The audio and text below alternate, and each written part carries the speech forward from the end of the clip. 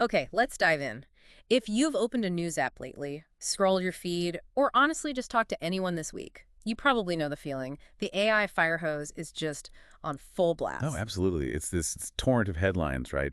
Promising everything from, I don't know, utopia to the apocalypse Yeah. and trying to figure out what actually matters. It's a lot. It really is. So our mission today is to take this stack of sources. We have articles, papers, news summaries from the week around June 13th, 2025, and really try to cut through that noise for you. Yeah, we're applying a bit of engineering thinking, maybe a philosophical angle, and definitely a healthy dose of skepticism. Right, to pull out the most consequential stuff. The idea is to turn that kind of headline static into something you can actually use, like into strategy. Think of each announcement, each paper. Hmm. It's just one little tile. We need to see the bigger picture, the mosaic they form. Exactly. So we're going to explore this landscape together, aiming to get you up to speed quickly, but, thoroughly. Let's just jump right into the deep end. Okay. And what's fascinating is how the week sort of kicked off with these truly uh, mind-bending predictions about just how fast AI is moving. Yeah, some real jaw droppers. Hmm. Sam Altman had that quote, one source called a bomb.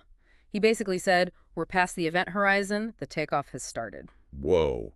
That's a strong statement. His translation, essentially, is that the singularity wheel, as he put it, is spinning, and there are no brakes left to hit. And his reasoning for saying that felt really significant. He's arguing that current AI tools aren't just novelties anymore, they're becoming like basic infrastructure. Yeah, students using them for lab reports, Yeah. engineers debugging code, even apparently people drafting legislation. Uh-huh. And he also pointed to what he called the larval stage of recursive self-improvement, which sounds complicated, but It just means the models are starting to help design better models, Mhm. which, dramatically speeds up the whole research and development cycle. Great. AI accelerating AI itself. And he put timelines on this. He predicted, what, by 2026, we'll see AI agents doing actual cognitive labor, autonomous, Yeah, and then 2027 for making original discoveries. And soon after that, robots leaving the labs and operating out in the real world. which is, well, huge if true, as one source put it. But also, the flip side is terrifying if it's misaligned. Absolutely. Which brings us to the really critical point he made about why he's saying all this now. He basically said alignment, safety, it's easier to tackle when society is actually paying attention. He wants guardrails drafted before what was the quote? Self-driving bulldozers roll onto the highway. Yeah, exactly. It's quite the image. It really raises this huge question, though, for policymakers. Can we actually create and implement those rules fast enough? It's a massive challenge hiding under those bold predictions. And speaking of bold predictions, Demis Hassabis over at Google DeepMind, he offered his own vision. Right, he gave it a 50% chance. Yeah. 50% chance of achieving full AGI, artificial general intelligence, human-level smarts across the board within a decade. Within 10 years. That's wow. And if that happens, his prediction gets even wilder. Humans could potentially colonize the galaxy by 2030. I know, right? The same year you might be upgrading your phone. It's kind of mind-boggling. The idea, apparently, is that AGI solves something huge like fusion power, which then powers, like near-light speed drives. Off we go to the stars. But okay, the sources were pretty quick to inject some reality here. Physics still applies. Exactly. Even if AGI solves the theory, you still need raw materials, massive engineering projects, orbital shipyards, countless test flights, actually building star drives. And then there's the whole social puzzle. We have abundance on Earth now, things like antibiotics, but getting them to everyone, that's still a huge challenge. Yeah, why assume we'd suddenly figure out how to share warp drives fairly? Yeah. To be fair, Hassabis did acknowledge that social hurdle. He said it's as big as the technical one. Which adds a necessary dose of realism, I think, to what sounds like a sci-fi movie plot. Definitely.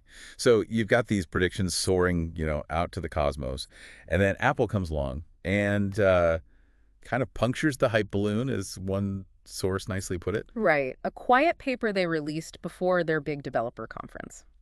Analyzing these large reasoning models, the ones from OpenAI, Google, Anthropic, DeepSeek, the ones meant to be good at logic. And they found something.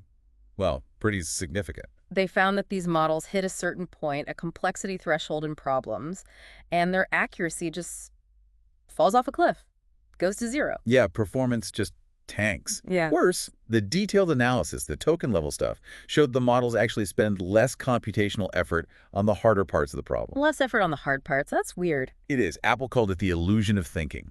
That phrase really stuck with me. Feels like it's going to headline future news cycles, you know? It definitely highlights a crucial difference. Yet, the paper isn't saying AI reasoning is impossible. But it strongly suggests that just predicting the next word, which is fundamentally how a lot of these models work, isn't the same as actual thinking. Like a human knows when they're stuck. Right. Huh? They might ask for help or pause or backtrack. Exactly.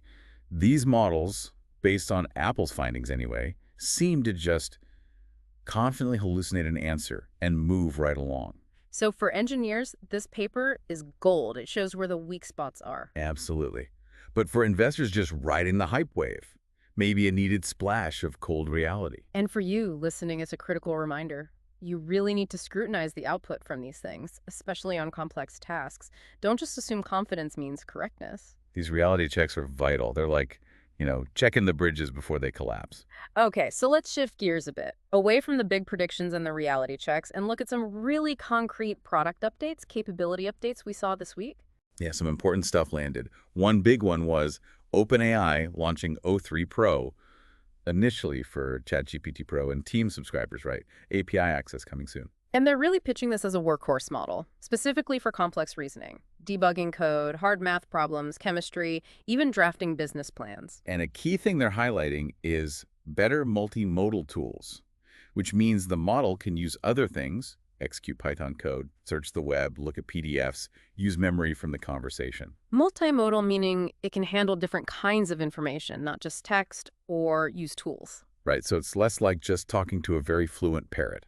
Yes. And more like having a pretty capable junior analyst who can actually go look things up, crunch numbers for you, cite sources. Okay, and the benchmarks they released suggest it's genuinely pretty strong. Yeah, reportedly topping Google's Gemini 2.5 Pro on advanced math, edging out Anthropic's Claude 4 Opus on some science tasks. The trade-off they mentioned is it might be a bit slower because it's doing, deeper thinking. So if you connect this back to Altman's timeline, you could maybe see O3 Pro as, I don't know, chapter 1 of that superintelligence journey he talked about. Perhaps. Yeah. It definitely signals a clear direction for OpenAI, moving beyond just sounding fluent towards more trustworthy tool-using problem-solving. That strategic shift feels important, maybe more than just the raw benchmark numbers. Exactly. And speaking of numbers, OpenAI also made a huge splash by slashing O3 token prices by 80%. 80. That's a massive cut. Hmm. Inputs down to $2 per million tokens, cash stuff even cheaper, outputs now $8 per million. So why? Why such a dramatic drop? The sources seem to point straight at competition. Fierce competition. Google's comparable Gemini 2.5 Pro is $10 per million for output, but Anthropic's top model, Claude Opus, $75. Huge difference. So by, as one article put it, bulldozing these costs. Yeah, nice phrase. OpenAI makes it way cheaper for developers, startups, robotics teams, basically anyone to build things using their best model. Which accelerates usage, feeds them more data, strengthens their whole position. It's a classic flywheel effect. And independent benchmarks showed O3 completing a standard reasoning test suite for just $390, which is like a third of the cost of Gemini and near the less capable Claude Sonnet. It's a huge shift in the competitive landscape. More capability, way lower price. But Google didn't just sit there, right? They countered with an update to Gemini 2.5 Pro, the Preview 0605. Yes, the catchy name. Google claims some big performance jumps. 24 points higher on El Marina reasoning, 35 points on WebDev Arena coding. Those are standard benchmarks testing logic and coding. And early users were reporting things like cleaner formatting, faster responses, and this interesting deep think feature. Apparently explores multiple solutions. Yeah, it kind of forks the solution path. It's priced at that familiar $10 per million output tokens, which, interestingly, matches OpenAI's price before the big cut. So for you, if you're actually choosing between these models day to day, the decision might boil down to other things. Totally. Real-world latency, how fast you actually get an answer back. How well it fits into your existing software setup. Maybe even Google Cloud discounts play a role. The big takeaway from all this back and forth seems to be that, for now at least, there's pretty competitive parity among the top reasoning models. Which keeps things interesting, keeps the headlines spicy, sure. But more importantly, it stops any one company getting too comfortable, and it helps make powerful AI more accessible. Okay, so beyond those direct model wars, there were other significant things happening this week showing how the whole AI ecosystem is kind of expanding and maturing. Definitely. Apple is heavily rumored to be making a really seismic move for them at their upcoming developer conference, WWDC, Which year? allowing third-party developers access to their on-device large language models. On device, not cloud. That's huge for Apple. They're famous for their walled garden approach. Exactly. Opening up access to LLMs running directly on the phone turns iPhones into these incredibly powerful, private, pocket-sized AI machines, for inference running the model. The rumored features, maybe called Apple Intelligence, things like live call translation or writing aids, they might sound kind of modest compared to AGI talk. Right. But the real story, as the sources pointed out, is the sheer scale of crowdsourcing creativity. Apple's basically turning millions of developers into unpaid researchers, finding the best uses for on-device AI. Letting the community figure out the killer apps. Precisely. Expect Apple's news style to be more like subtle bursts than a big fireworks show. But if they nail the developer tools, their AI ecosystem could explode practically overnight. So for you listening, keep an eye on your app updates. The next cool AI feature might pop up in some random app, not necessarily from Apple directly. Good point. Okay, shifting from building with AI to understanding how it works, Anthropic made a pretty significant contribution on the transparency front this week. Oh yeah, the circuit tracing library. Mechanistic interpretability. Exactly, trying to peek inside the black docs. Their tool lets researchers trace pathways within the AI's sort of brain circuits. It tries to replace these fuzzy connections between neurons with sparser, more human, understandable features. So you can potentially see why the model links France to Paris, or how it makes a certain judgment. They even made it interactive. You can drag a slider and watch the outputs change as you tweak internal features. Yeah. It's educational, but also a little spooky, honestly. Transparency like this feels like it might become essential, maybe even mandatory, if those superintelligence predictions start looking more real. You'd think so. Okay, let's move from the digital mind to AI stepping into the physical world more seriously. Yeah. Big money flowing into household robots this week. Right, the Bloomberg scoop. Nvidia and Samsung putting, what, $35 million into a startup called Skilled AI? Yeah, part of a round valuing them at $4.5 billion. That's serious cash. And Skilled is trying to build a foundation model for physical tasks, like a base AI for robots. Exactly. So you can just tell a robot, pick up those socks, and it understands and does it, kind of like how language models complete text. And this fits with other things Nvidia and Samsung are doing, right? Like Nvidia's robotics platform, Samsung's investments elsewhere. Yeah, it all points in the same direction. You've got the AI brains, the specialized chips, better sensors. It feels like robots are getting ready to move beyond labs and factories, maybe even into our homes eventually. So for you, if you work anywhere near physical labor, automation, logistics, caretaking, definitely a space to watch closely. Absolutely. And physical AI isn't just robots. Nvidia also showed progress in climate simulation. With McBottle, their kilometer-scale generative model. Right. It compresses massive amounts of atmospheric data, petabytes down to gigabytes. Generative means it creates new data that looks real. And the trick is you can feed it known conditions like sea temperature, and it generates high-resolution weather patterns consistent with physics, filling in the gaps. Exactly. If it works like they say, climate scientists could get these real-time, high-res digital twins of the atmosphere without needing the absolute biggest supercomputers. Which could really change things for policy debates, disaster planning, insurance modeling. Huge potential impact. The sources definitely put this in the AI tech that actually matters category. So if you're concerned with climate, environment, risk, this is a tool to follow. And scaling way down, but equally impressive in a different way, was work showing powerful AI diagnosis on just a regular laptop. Yeah, Kenji Suzuki's group in Tokyo trained a lung cancer classifier AI on 68 CT scans in 8 minutes on a laptop. 8 minutes, using a different model type, MTNN, not the usual energy-hungry transformers. Right,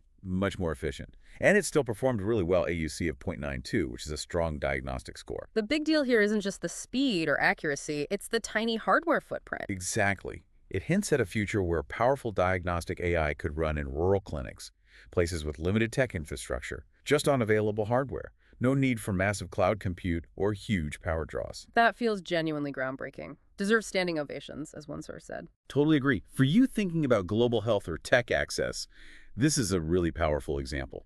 And finally, sticking with medical AI, there was progress showing GPT-4 becoming more like a clinical assistant, now with tool usabilities. Researchers in Dresden hooked GPT-4 up to external tools and data, then asked it to design cancer treatment plans. And the results were pretty good on simulated cases, 91% accuracy, citing guidelines correctly most of the time. Yeah, impressive. Now, crucial caveats. Still absolutely needs a human doctor overseeing everything, and it needs regulatory approval way before any real-world use. Of course, but the direction seems clear. Language models becoming these multimodal clinical helpers, like a Swiss Army knife for doctors. Good analogy. Looking up data, analyzing scans, suggesting treatment options. If you work in healthcare IT, this is definitely shaking up future plans. So let's circle back to where we started. That feeling of being overwhelmed by the AI headlines. The classic writing advice is, if in doubt, have a man come through the door with a gun. Modern tech journalism sometimes feels like, if in doubt, publish AI headlines promising sentient stakelers or galaxy colonization. Yeah, speed and sensationalism get clicks. But as the sources we dug into today's show, often the most critical work, the real progress, happens quietly between those hype cycles. It's engineers debugging things, patching edge cases, researchers building tools so we can actually understand this stuff, groups demonstrating amazing things on, like, a laptop. It really highlights the need for what one source called a dual speed habit for keeping up with AI news. Dual speed, how so? Embrace the speed for getting quick tech updates. Stay current, yes, but also make time for slower, deeper thinking. Read the actual papers sometimes, understand the principles, reflect on the ethics and implications. That habit becomes your kind of filter against the next wave of hype. Exactly. We've ridden quite the wave today, haven't we? From those cosmic ambitions and superintelligence timelines. Through the fierce price wars and new model capabilities. And landing on all these diverse real-world applications popping up. Robots, climate science, medicine. And the main thread, the thing connecting all these stories, whether it's a price cut or a climate model, seems to be that intelligence itself is rapidly becoming a cheap, networked, and much more accessible resource. And history shows that whenever a powerful resource becomes cheap and accessible, well, you get incredible experimentation, an explosion of new ideas and possibilities. But you also get potential exploitation and significant risks if it's not managed carefully. Right. So your job, our job here, is to try and convert that headline static into something useful, into strategy for navigating this world that's changing so fast. So what does this all mean for you? Based on everything we looked at in these sources, maybe a few concrete actions come to mind? Yeah, like practicing asking sharp, critical questions about the claims you see. Remember Apple's illusion of thinking, right? Don't just take things at face value. Good one. And if you're technically minded, maybe build small toy projects with some of these APIs. The price cuts make that way more feasible now. Definitely. Or if you have expertise in a specific field, healthcare, climate, whatever, get involved in the discussions about how these tools should actually be used safely, effectively. Altman's warning about needing guardrails feels very relevant there. And maybe mentor others who are just trying to get their heads around all this. Yeah, share what you learn. Look, the opportunity in this AI era feels genuinely massive, outsized even. But the responsibility that comes with it is just as large. Absolutely. So when the next wave of AI headlines hits your feed, and it will. Oh, it will, probably tomorrow. Probably. Don't just passively consume them. Use the critical thinking, the framework we've tried to build here today. Because if enough people engage with this thoughtfully, read wisely, build responsibly, then those headlines won't just be chronicling the future, they'll be documenting how you actually helped steer it.